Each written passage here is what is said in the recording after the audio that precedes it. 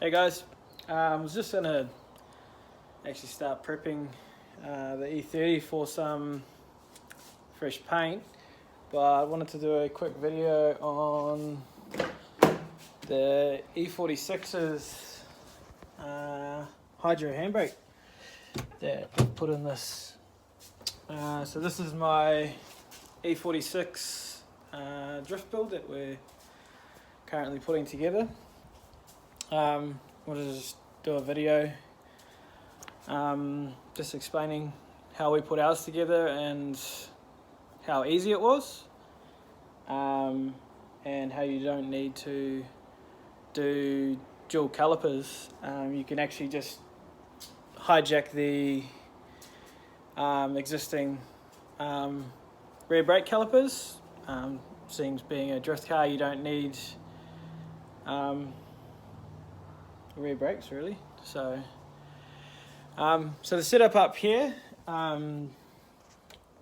with the hydro handbrake, that is one that I brought online. I think it was about $90. It didn't come with a reservoir, so I actually did have to sort of jimmy up this just before the last track day, and that's just a little reservoir to so that we don't have to link it all into the brake booster and everything else for the regular foot brake.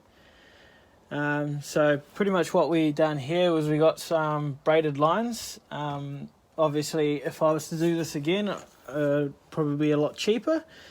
I think the braided line setup altogether was about 180 with I think it was just over a meter of fitting, and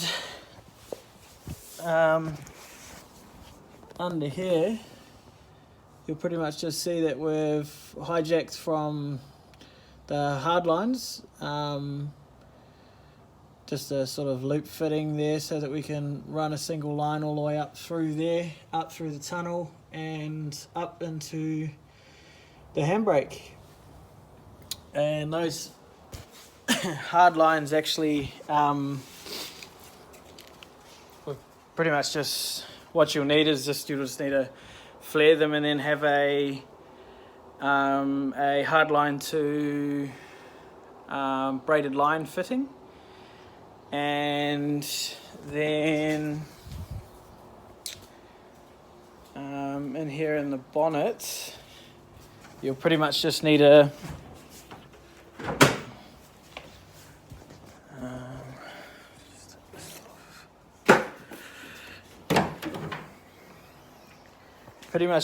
plug the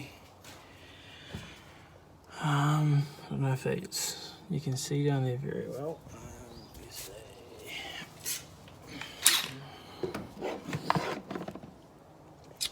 So down in there, if you've got an E46, it'll be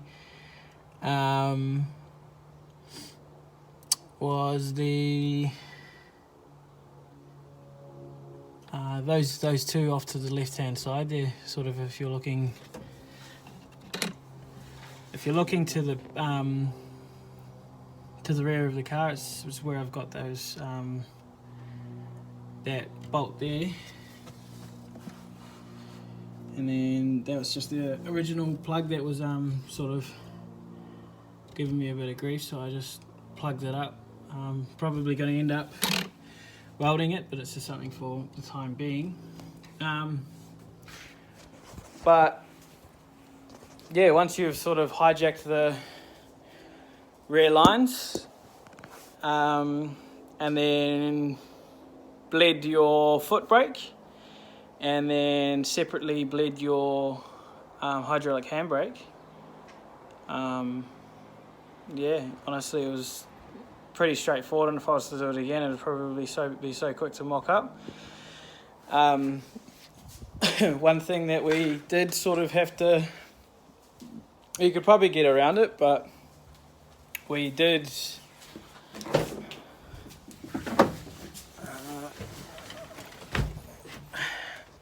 weld up a little T-plate here, so just that flat plate across the top there, and then a plate sort of across the bottom for our hydraulic handbrake to sort of fit on.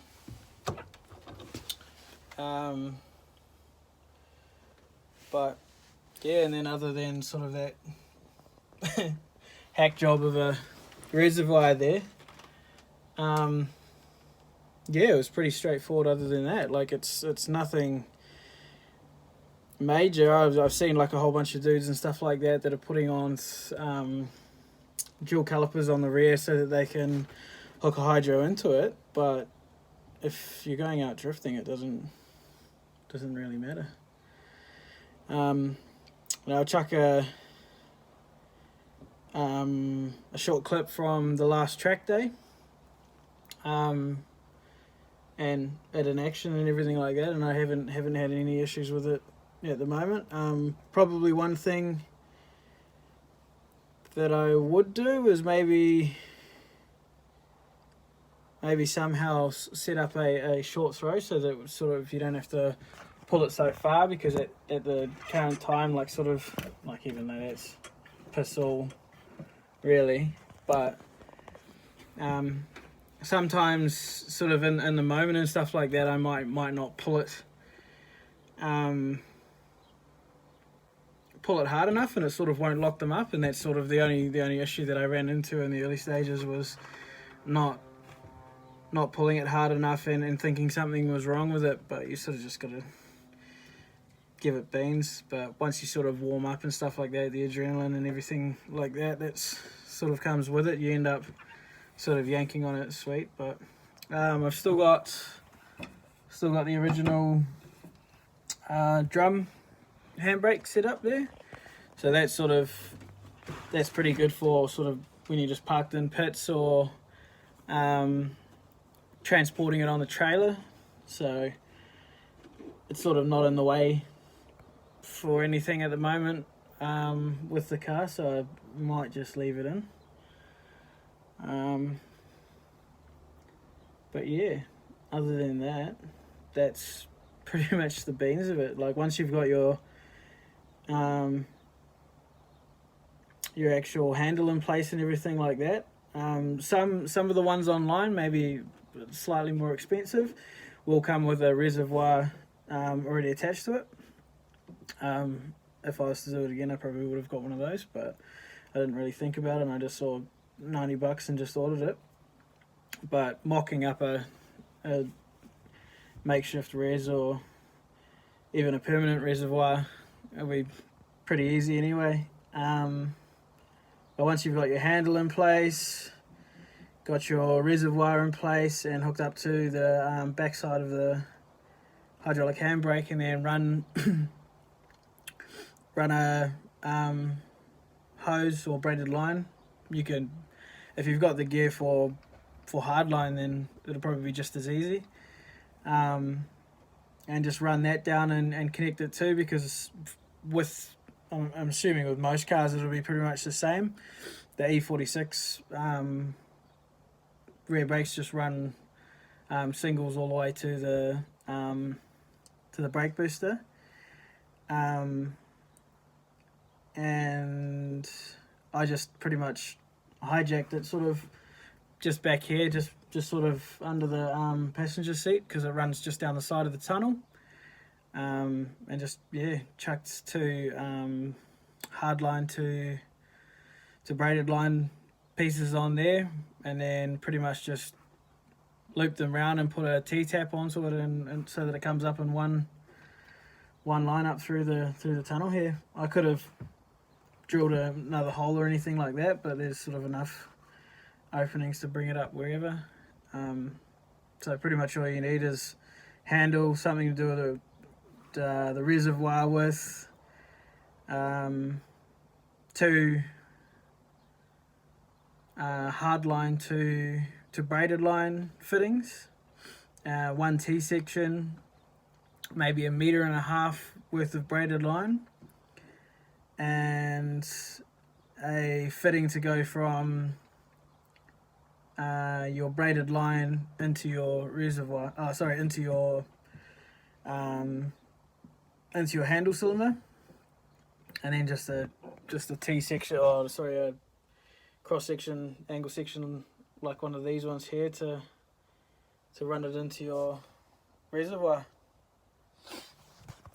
And that's pretty much it. Like it's so simple, but simple, but yet like so handy for like I've only been to 2 track days so far,